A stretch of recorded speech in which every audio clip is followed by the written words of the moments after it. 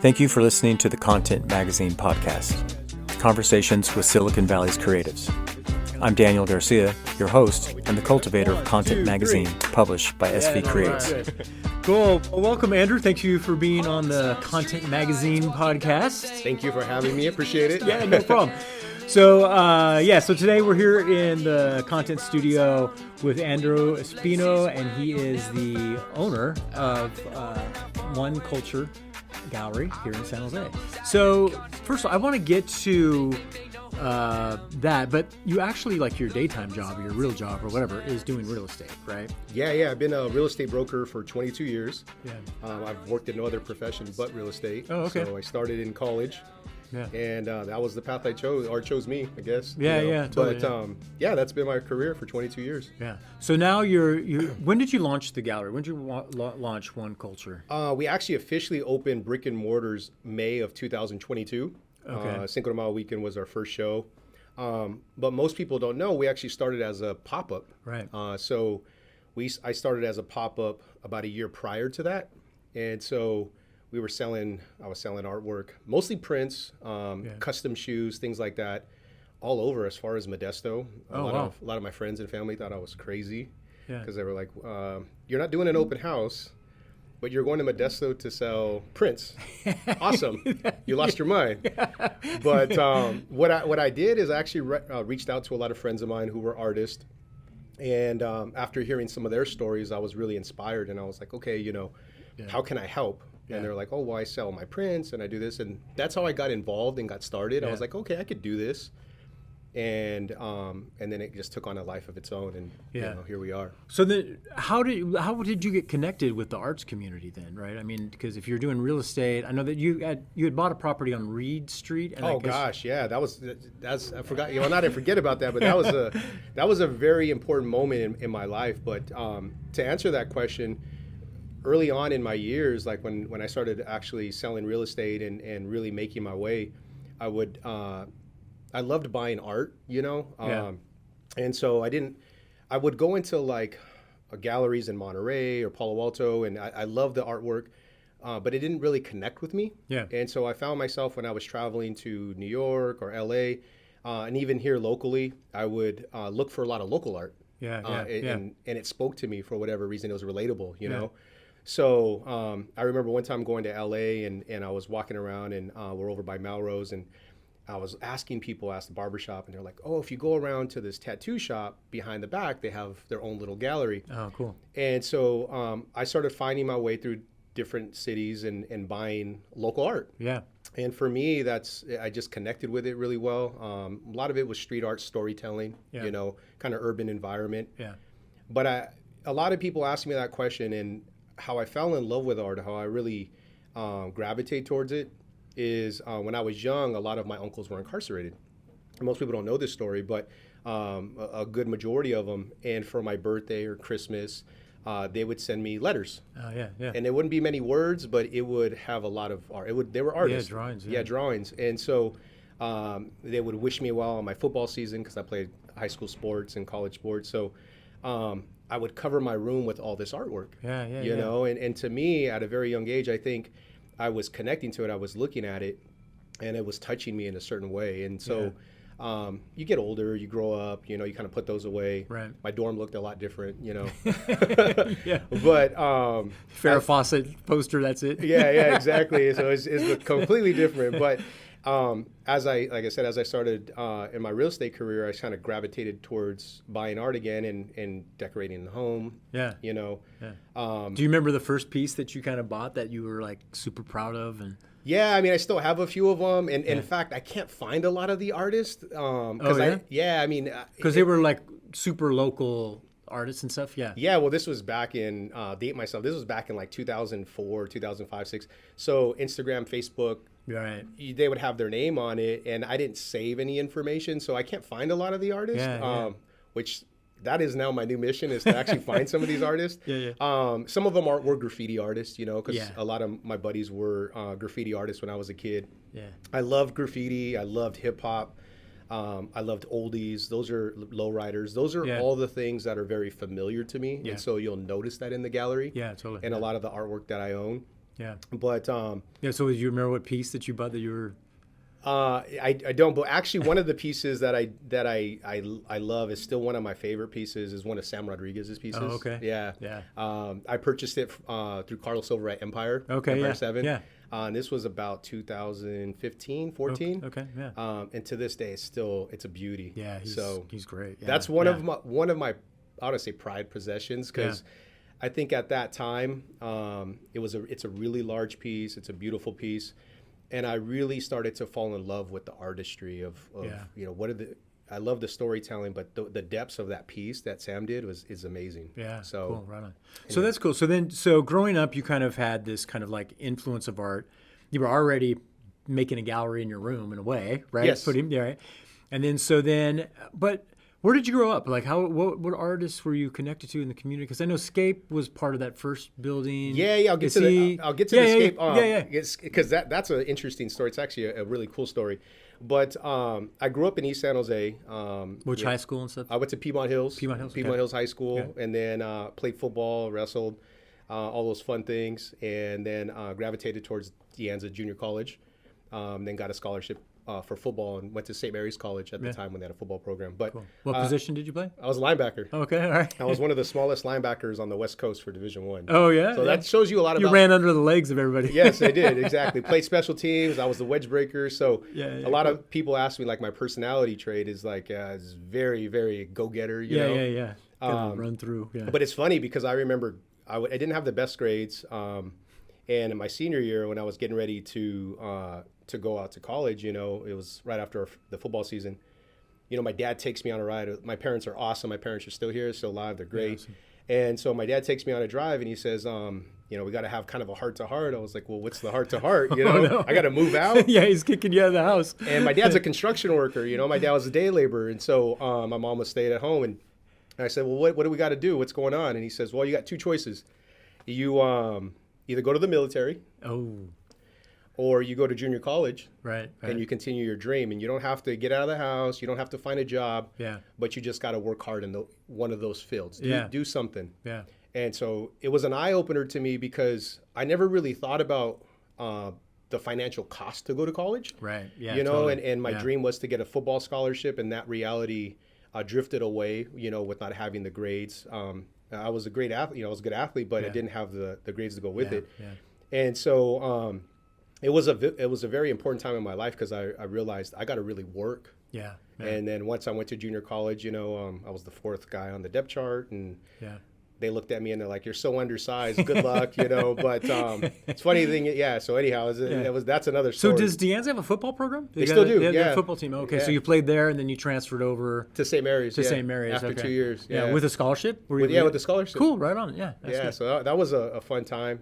Unfortunately, I tore my ACL my senior year. And so that ended my football career, but then immediately I was already kind of doing an internship in real estate. So I just fell in love with it and can kind of continued on that career. But were you running into artists during that time, or when? No, when I was completely disconnected from art. Honestly, I was fully vested. I was an athlete. I eat and breathe. My buddies, everybody I hung out with. We were athletes, we were in college and playing sports and having good times. Yeah. But going back to high school, a lot of my friends were graffiti writers, and they're still locally, and they'll say some of their names, but they're still out active, But they were my buddies. I would watch them underneath the bridge, Did you ever do it a little bit too, or? It's terrible. Oh yeah. The funny story is anytime I tried, they would always call me a toy. Oh, really? Yeah, the toy meaning that you're terrible, give it up. And so I didn't have the patience, but I loved watching. I loved being around it. I still remember good times watching them paint and listening to hip hop music underneath the bridge, and just hanging out, being kids. Yeah, totally. But I really took to sports, and that was my thing. Yeah. And so. That's what it was all the way through college. And like I said, it wasn't until my mid-20s that I started to gravitate towards back to art. Yeah. So you started kind of collecting pieces, and then, then what was the kind of like turning point to get you to start doing the pop-ups and? Actually, so it goes back to that Reed Street project with Skate Martinez. So I started buying real estate as well, in my mid-20s, not just selling real estate, but acquiring property. Awesome. And one of the first properties I purchased was on Reed Street, East Reed Street. And I went to Low Elementary School for 2 years. Oh, yeah? Yeah. So until second grade. So I was like, oh, this is my old little neighborhood. Yeah. But anyhow, so when I bought the Reed Street property, I bought it in I think, 2006.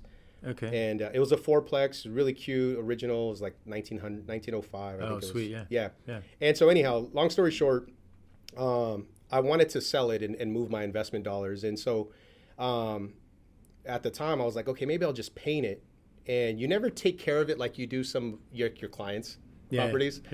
My clients' properties, I go, we got to go do all these things and make it presentable. In my own, I was like, I'll just paint it and sell it. Didn't want to put the time. And so my office at the time was like, hey, maybe you should do something different besides painting it. And so I started looking on the internet. I came across some townhouses in Brooklyn and in Harlem. Oh, yeah. And what they were doing is they were putting murals like on the garage door and stuff. Yeah. And I was like, oh, this is awesome. Maybe I'll do that. And so I did. There was a gentleman at the time in the office, and he's a young guy, and he goes, hey, I'll take the lead and I'll put an ad out there and I'll look for somebody. Yeah. And he did. So he comes to me and he says, hey, I found this artist, Skate Martinez. Like, oh, I don't know him, but I know of him. Yeah. And so I was like, cool, set up the meeting. So Scape comes to the office and we start talking. I told him I want to do something really special. There's a commission. I paid this artist to do this. Yeah.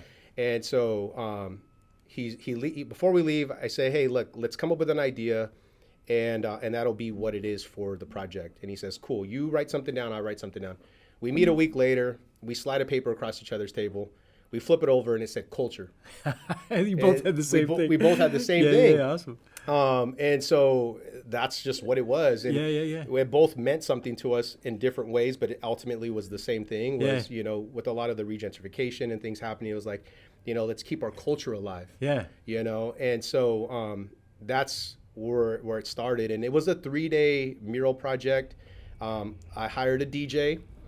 And I invited all the kids from Low Elementary to come out. We ordered pizzas, and they actually got a chance to watch the mural happen. And Scape got to interact with them. Yeah. And so, to me, that was the time that I looked at that scenario and said, you know what, I want to do something with this more than just on this garage. And my vision is to possibly get more involved in the arts and maybe do something with artists. And keep this going.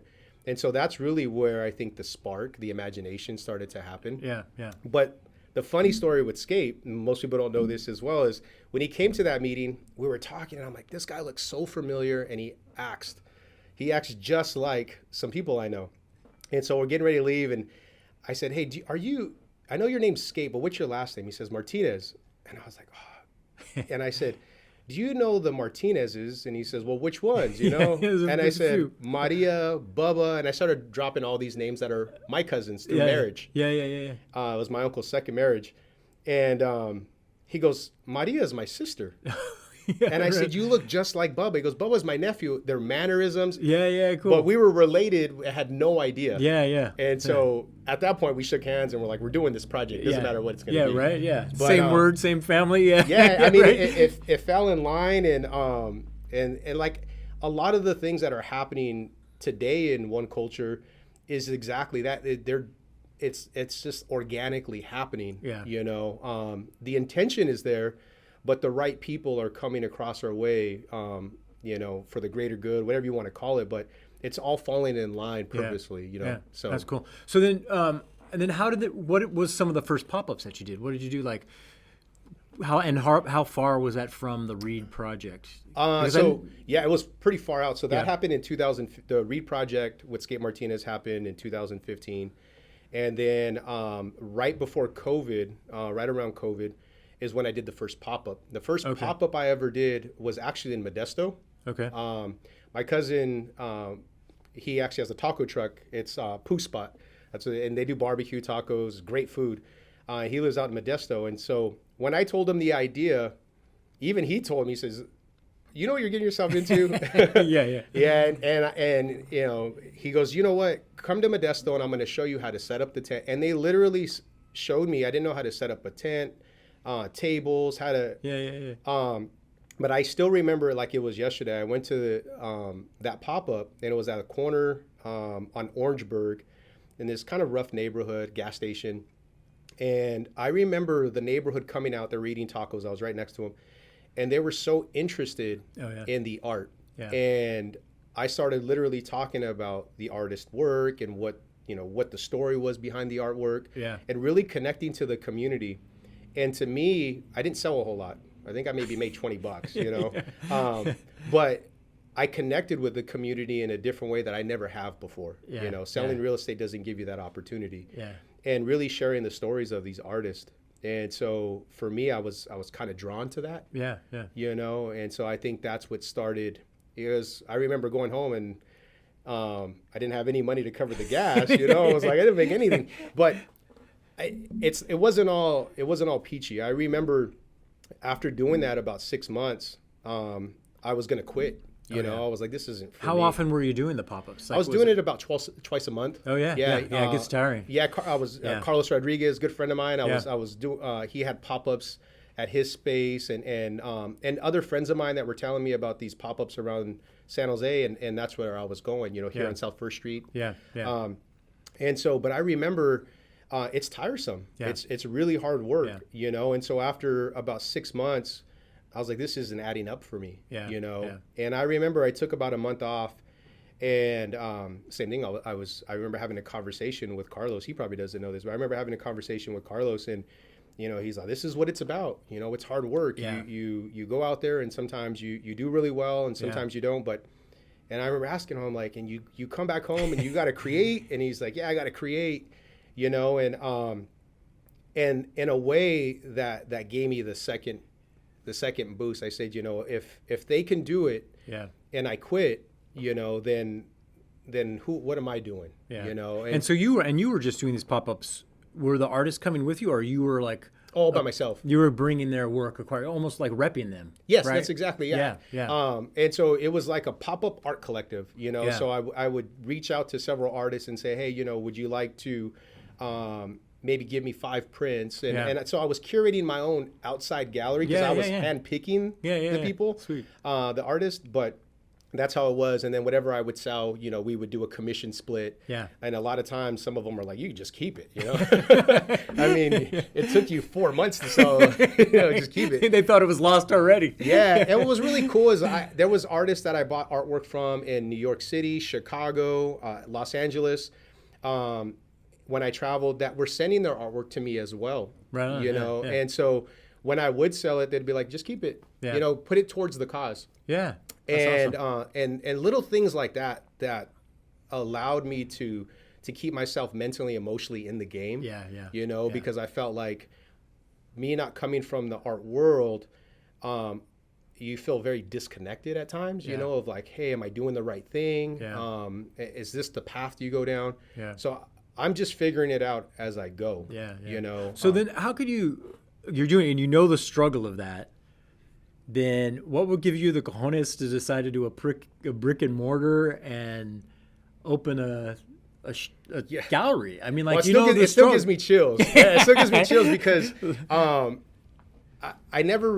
I started this, I never really visually thought about having a gallery. It sounded like the end game, but I was like, oh, this is fine. It wasn't until after that second leg that I had where I felt rejuvenated and said, I could do this, that I knew by making the second attempt that I couldn't sustain doing a pop-up, that a lot of the artists, it's not the quality of art, but it's how it's being presented. Is really what I felt. So if it's in a gas station or something with it just doesn't have the seriousness maybe or something like that. Exactly. And a lot of these pop-up festivals are great for artists to get out there. But I started to look around and I'm like, is there another opportunity for a lot of these artists to be showcased and platformed?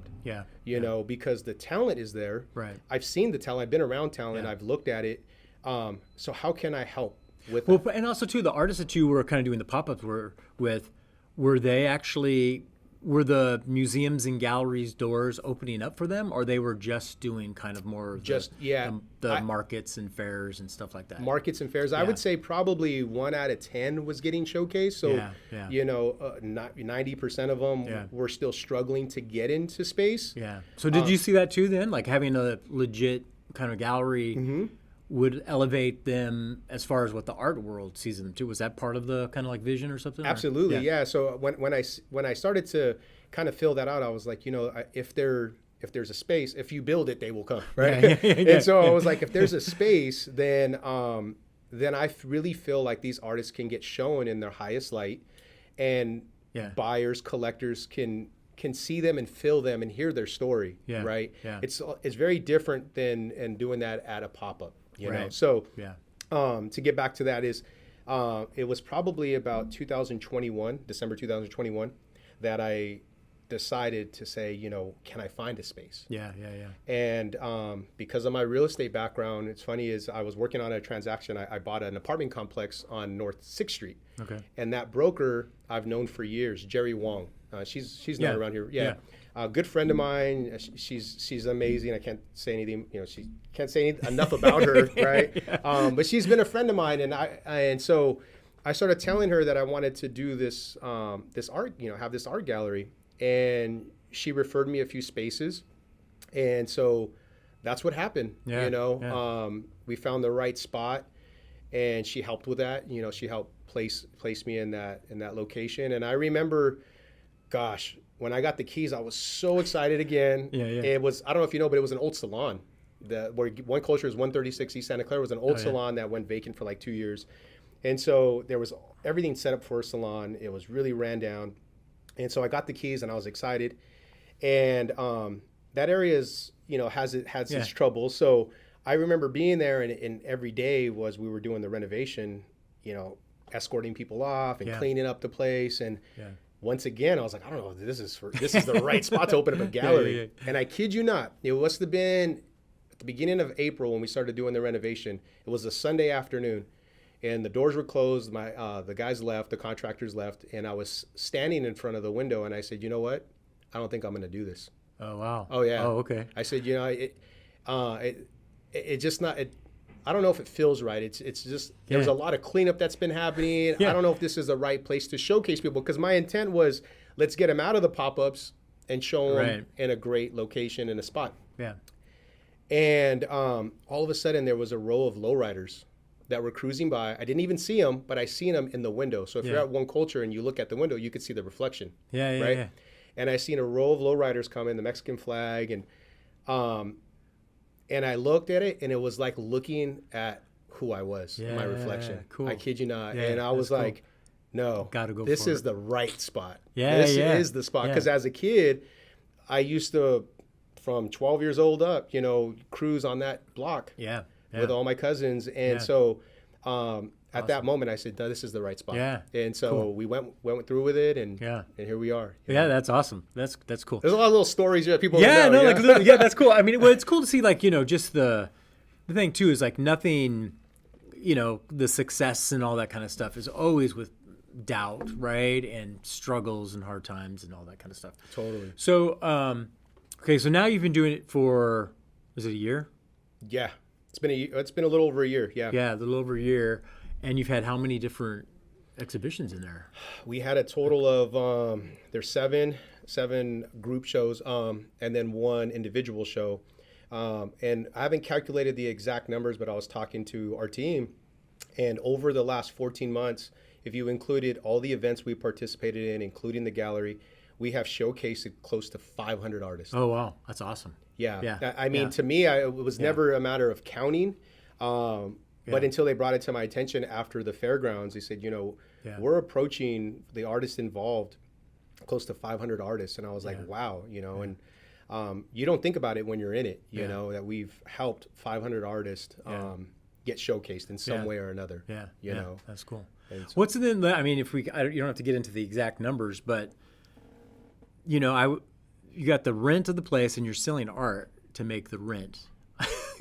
How is it working financially? This is pretty much your passion project, right? You're taking profits from your real estate business and throwing it. Are you seeing sales is it, how's the spreadsheet, I guess? No, I'll be completely transparent. Yeah, I'm just kind of curious because it's hard, It's hard. The numbers don't add up. If we were a corporation, would be closed. Yeah, totally. Yeah. But I am taking funds from my real estate business and funding this project. Yeah.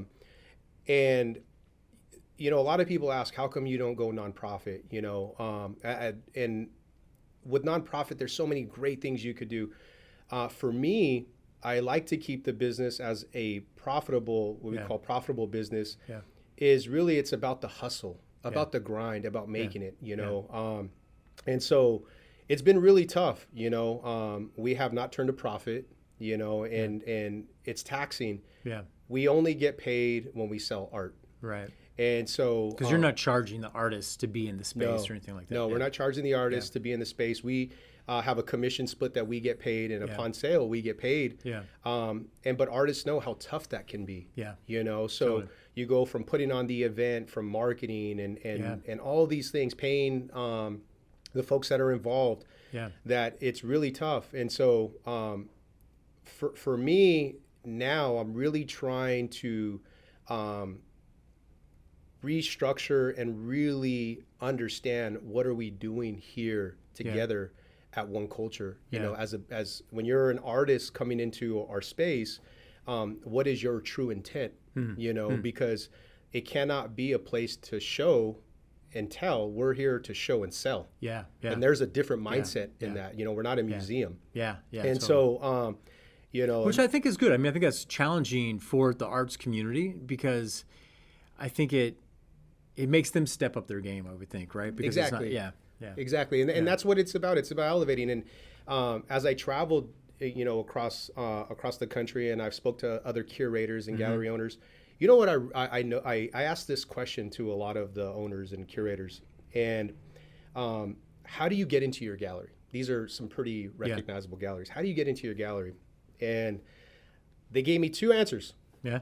And so I tell lots of the artists that come in, I said, one is you go to a really good school, you get recommended by a professor, and and they work you through the system, and they help you, and that's how you get in. Yeah. The second is numbers. Oh yeah. A gallery will not showcase you in their gallery if your portfolio does not have accurate, consistent numbers. Yeah. And what I mean by that is they'll look at your sales records and say, okay, well, you were in how many galleries? You were in how many cities? You were in, what is your log like? Yeah. And when I listened to that, they said, majority of that goes to independent artists. That's how we saw, because that was the question. I said, well, if you're an independent artist and you're self-taught, and you didn't go through those curriculums, right? How do you get in? And they said, it's numbers. Show us that you can sell your work. Show us that you can hustle. Show us that you can put yourself in different places. Yeah. And so when I came back from New York and Miami, and so I took that information and I stressed that upon a lot of the artists. You want to not be only in 1Culture, and you want to grow in the business.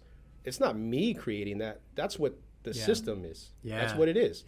And so we're just trying to help them understand that and hopefully translate that into them growing outside of the Bay Area. Then I mean, I think it's great. I think that you're doing, I mean, 1Culture is in some ways it's a community service, right? And it's as far as it's like building community and it's helping the artists grow.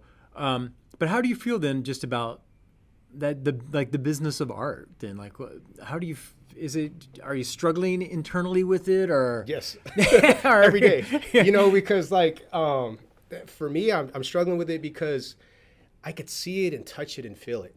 I could see that there's margins there for artists and there's opportunities for artists. Like any creative or any business owner, entrepreneur, you try to find out what's the formula. Yeah, totally. And I'm struggling with what's the formula. Right. And I was just actually talking to somebody not too long ago, and they were like, well, you've done all these things in a short period of time. You must have you didn't say those words, but you must have the answers. And I said, actually, for me, I really do struggle with, am I doing the right thing? Am I going down the right path? Because I hold myself accountable to the numbers. Yeah. If we're not turning a profit, then I'm failing the artist. Yeah. And that's just my personality, you know. And so, well, it's different, and that's a different point of view. You're definitely seeing yourself. I mean, doing the pop-ups, you've been serving the artist, right? Rather than trying to serve your gallery name or your pocketbook, right? So that's a good standard for you to have. Like, if it's not something, then you're not helping the artist. That's a pretty good. I respect that. Thank you. Like perspective, yeah. Yeah, and so for me, that's where I'm saying, okay, so what's the formula? And to answer your question, I struggle with it every day. Yeah. I'm trying to maneuver things. And so, hopefully we'll find it out soon, but we are in the land of innovation, we're just taking art innovation. Yeah. Well, if you look at history though, art has always been kind of like, and artists have always been kind of like exposed and grown and gotten notoriety because of people like you, right?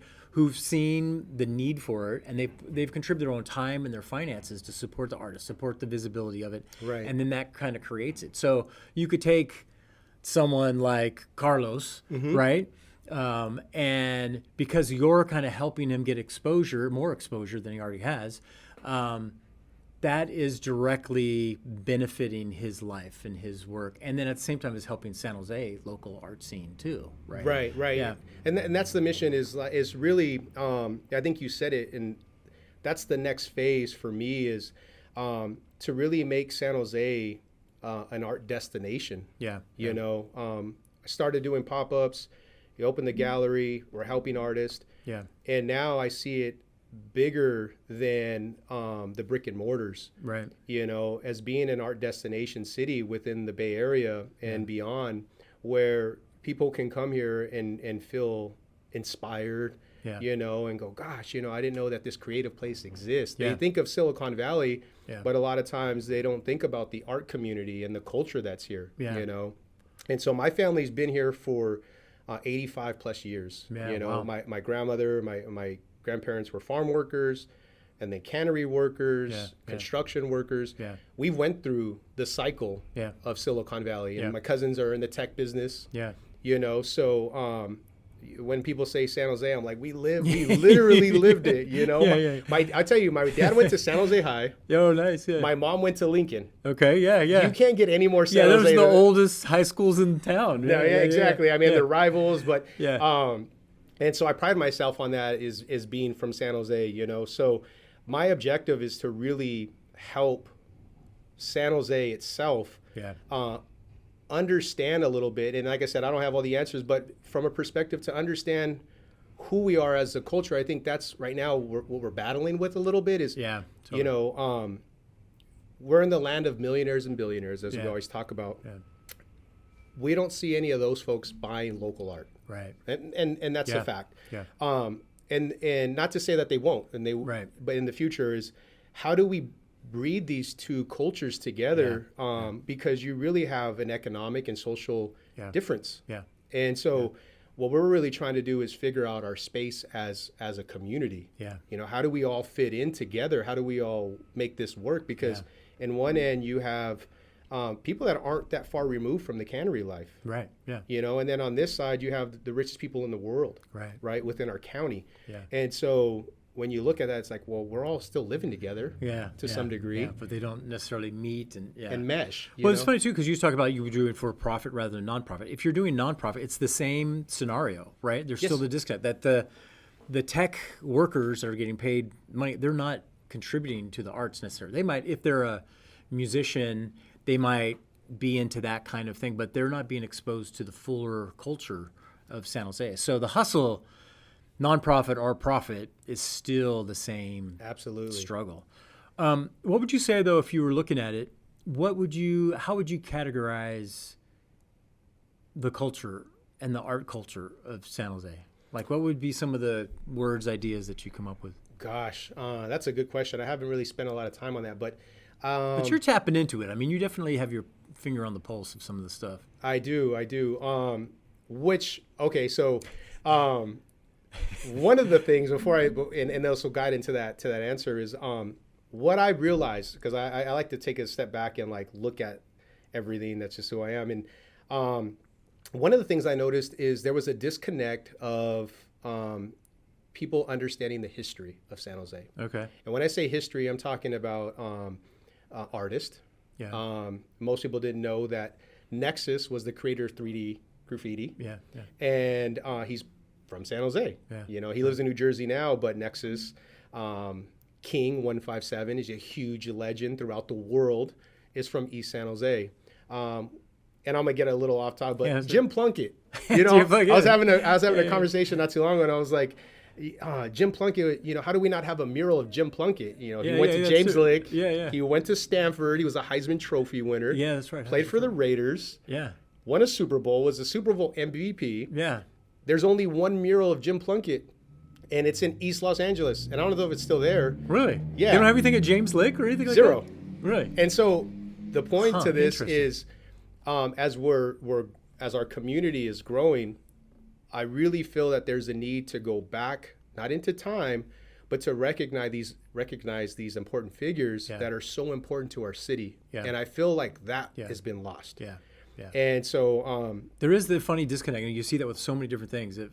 Different subcultures, if it's biking, if it's skating, if it's hip hop, if it's whatever, they're like all these people that are from San Jose, and then they go out and they don't get recognized for being in San Jose, and then San Jose doesn't even celebrate them because it's kind of like, nah, you left us, you know what I mean? Yeah. And I mean, when you go to like Brooklyn or you go to these other cities, even though some of those artists have left those cities, they still celebrate them. They still celebrate them, and I feel like there's a lack of celebration amongst our history, and that's one of the things I want to do is bring that back and really highlight a lot of those important figures.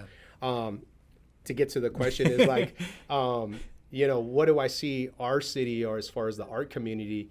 I really feel like we're on the verge of having us all come together. I really do feel that way. I feel like I'm seeing it now. You're seeing artists interact a lot more than before. And I feel like that story hasn't been actually written. And it's unfolded. So you know, I think it's going to actually unfold in front of us and develop over the next few years. But I see it happening. I can't say that we're certain anything, but I can say that we're starting to create our own path.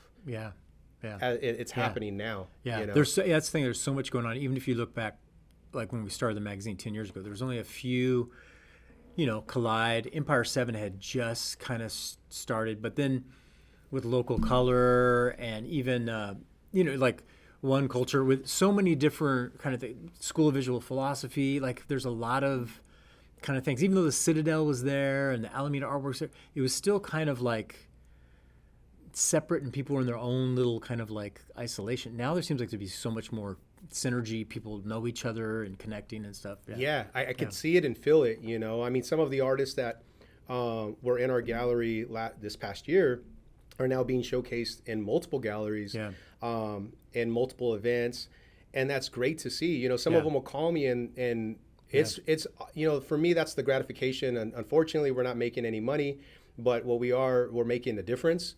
And I'll get a call from an artist and they go, dude, now I'm in this show and now I'm in that, and you know, and thank you so much. And to me that warms my heart. You know, for me that it's priceless, you know. So that's cool. So then what's next? I mean, like you talked about a little bit. So, and I know that you're going to Brooklyn. I know you're going to Miami. You're taking some art. Last year you went. Tell us a little bit about that and how that fits into 1Culture's kind of mission and plan. Yeah. So once we opened up the gallery last year, I went to Brooklyn. I went to New York. My niece was graduating from Columbia. And so I'll go to Brooklyn. And as I get off the bridge, I walk down and I see this collective that I follow. And so I go down into the collective. They're having an art show. And I meet the owner, the curators. And so we started talking, and I'm just a huge fan. They have a lot of graph artists and just kind of more of an urban vibe, you know. And so we became friends instantly, you know, and actually he became a mentor. You know, I remember having a conversation with him, and he says, you're doing a great job at 1Culture. You know, we're only 2 shows in. And he said, but do you mind if I give you some advice, you know? And I said, you mean be a mentor? And he goes, well, I don't want to call myself a mentor, but and I said, absolutely, you know. So his name's Frankie Velez. He's a curator from Brooklyn, and he's been a curator for 25 years. Awesome. And so and his fiance, Mickey Moo, she's also an artist and curator. And so anyhow, he calls me up in September of last year, and he says, hey, we had a cancellation at our mural festival. It's the first annual Bed-Stuy Mural Festival over on Lexington Avenue, where Spike Lee had his annual block party. And they actually filmed the movie Do the Right Thing right on that block. Yeah. And so he's like, would you be interested in bringing out one of your artists? And I didn't have the words, but I was like, just yes. So immediately, I couldn't think of anybody else. I was like, I'm going to call Carlos Rodriguez. You know, I think he's an amazing artist. I love his work. So I called Carlos and I'm like, hey, do you think you would want to go to Brooklyn? And before I finished it, he was like, get our flights, you know? Yeah, right. And so me and him. He goes by, and then it's Reos Muertos or something like that. Yes, and that's his clothing brand. Yeah. And his branding, just his mission and what he's doing is great. Yeah. I mean, I'm a huge fan of him personally, and then also his brand. But Carlos did something really special when we went out there, and a lot of people are barely finding out what happened a year later. Yeah. But we went out there on a short notice. It was about 3-week notice. And so it was October of last year. We go out there. We had no paint. We had no nothing. We just showed up. And Carlos had an idea of what he wanted to do.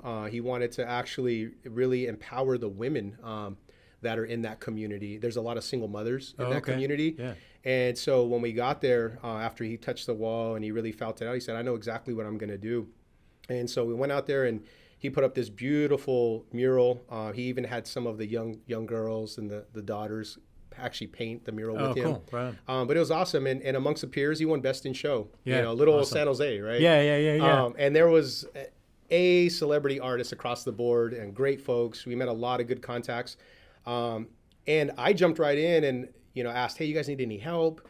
And so I just started helping with, you know, whether paint needed here or whatever, you know, and me and Frankie built a really good relationship, a friendship. Yeah.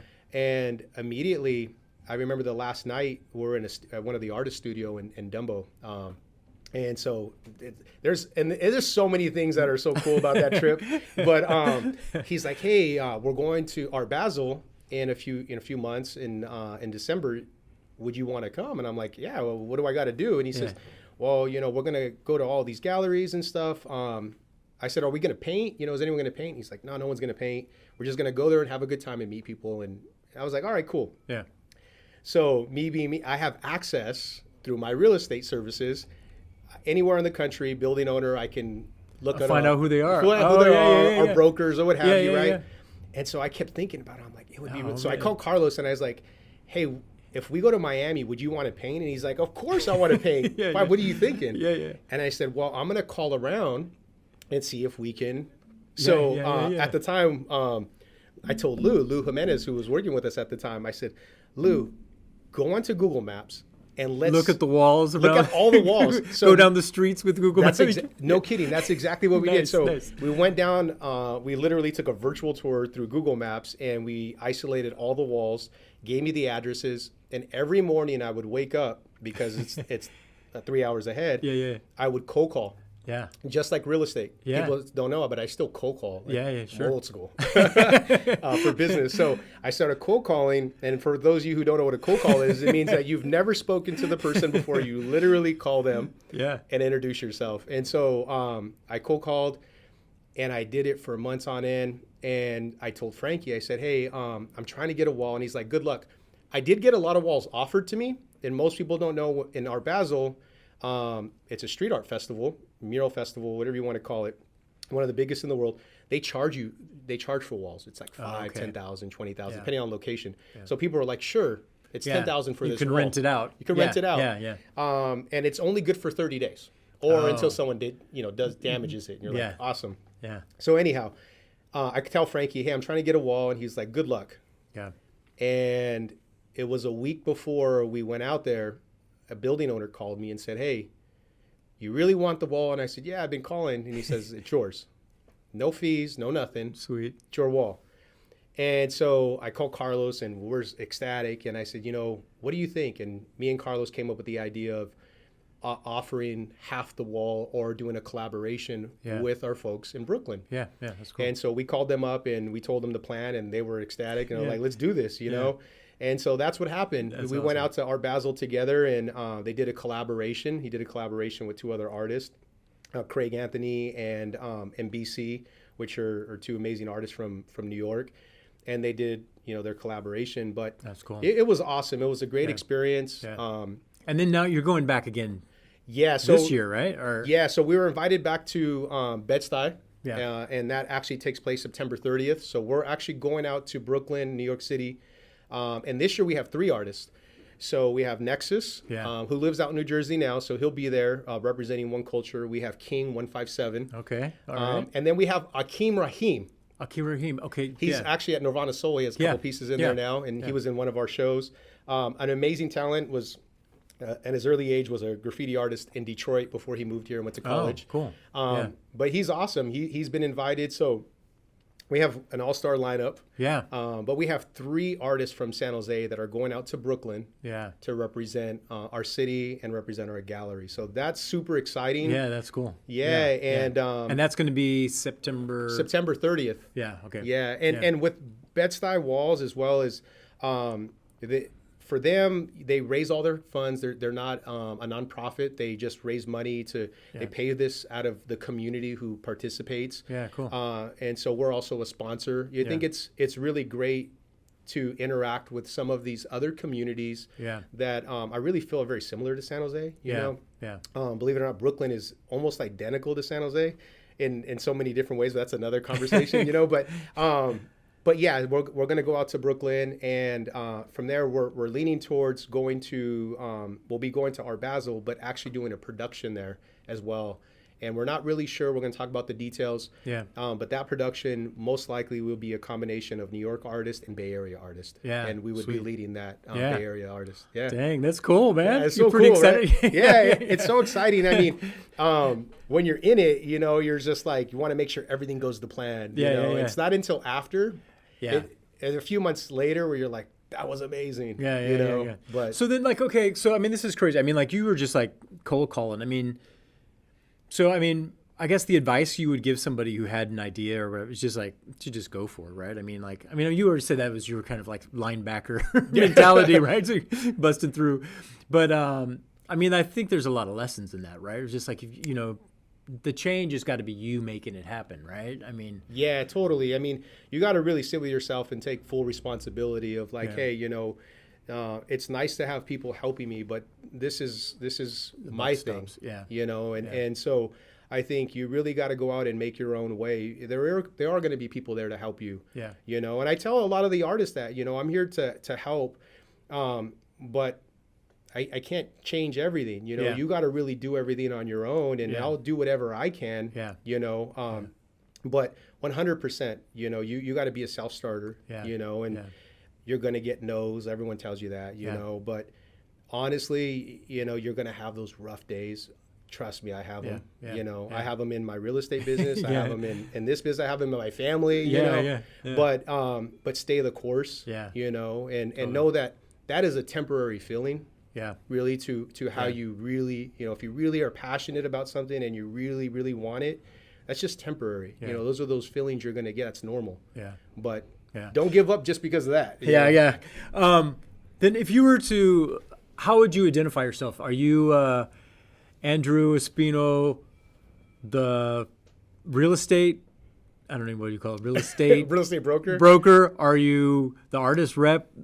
1Culture gallery owner, like, gosh, what would be like if you were to say, if you look at your life right now, you're like, I am this? That's a good question. So I just went to I went to LA this past weekend, and I went to an event with Chicano Hollywood, and that's another great organization. But I was there, and some of the actors and some of the people that were there came up to me and, who are you, a producer? Are you an agent? And they said, what do you do? And for the first time really in my career, I'm very assertive, like, hey, I'm a real estate broker. That's what I do. I take a lot of pride in that. Yeah. I didn't know what to say. I was like, oh, well, I'm kind of a real estate broker, and I'm a curator, and I'm an art. And they were like, whoa, this is crazy.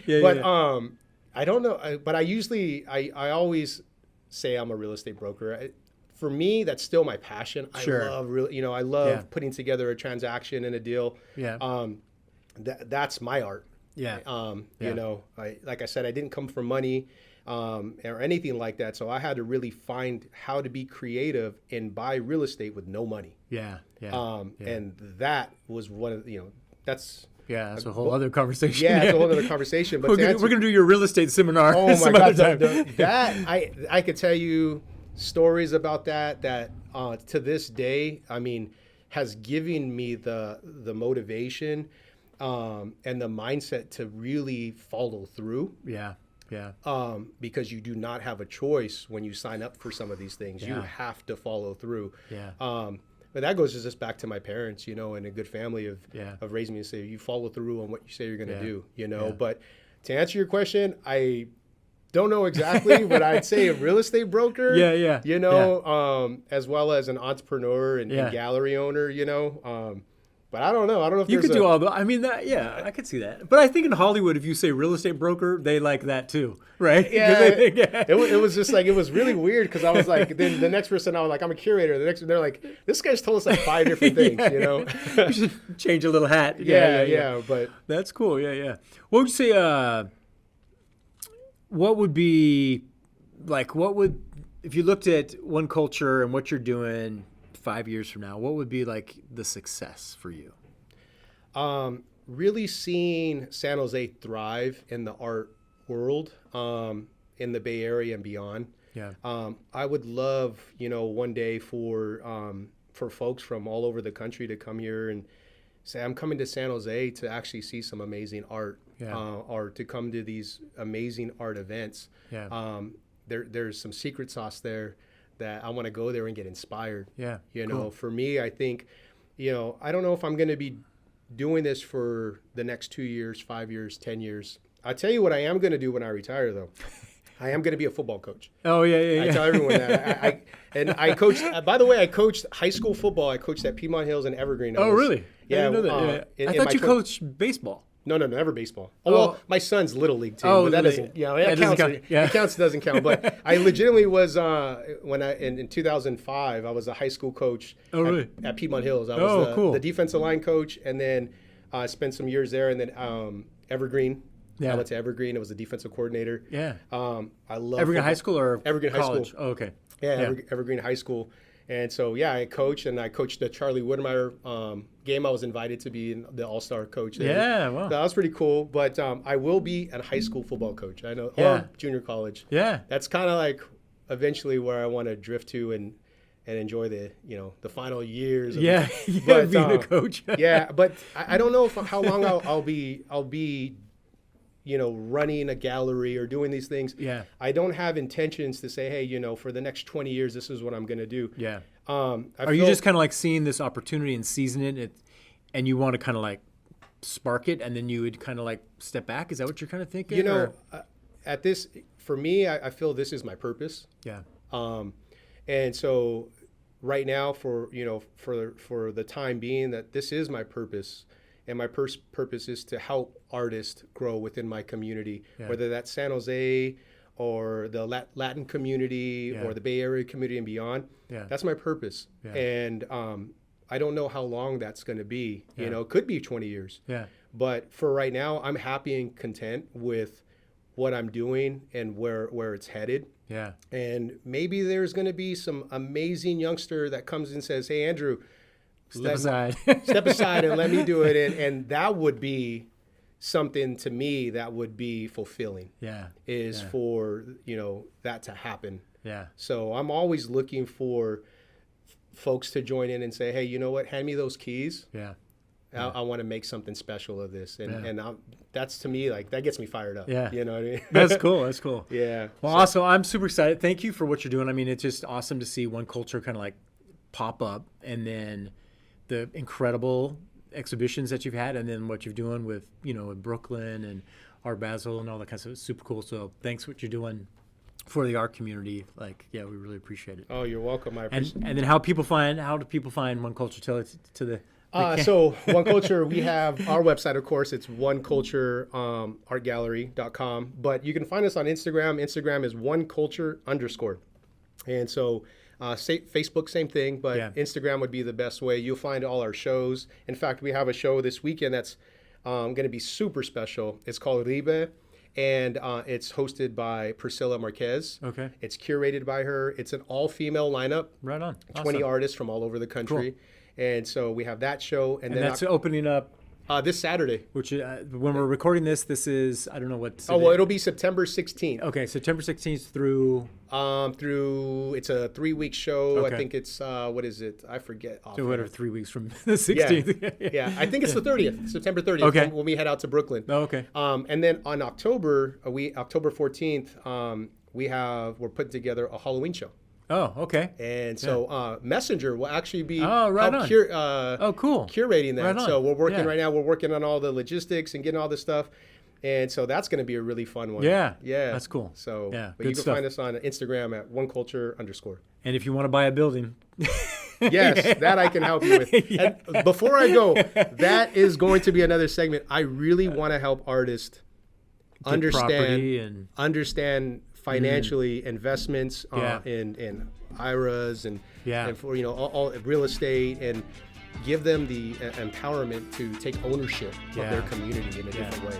That's cool. Yeah. Awesome. Cool. Right. Awesome. Thank you, Andrew. We really appreciate it. Yes, thank you very much. Thanks, man. Yeah. Talk to you later. Thank you for listening to the Content Magazine podcast. Follow us on social media at Content Mag. Become a member and help us to continue to tell the stories of the South Bay creatives.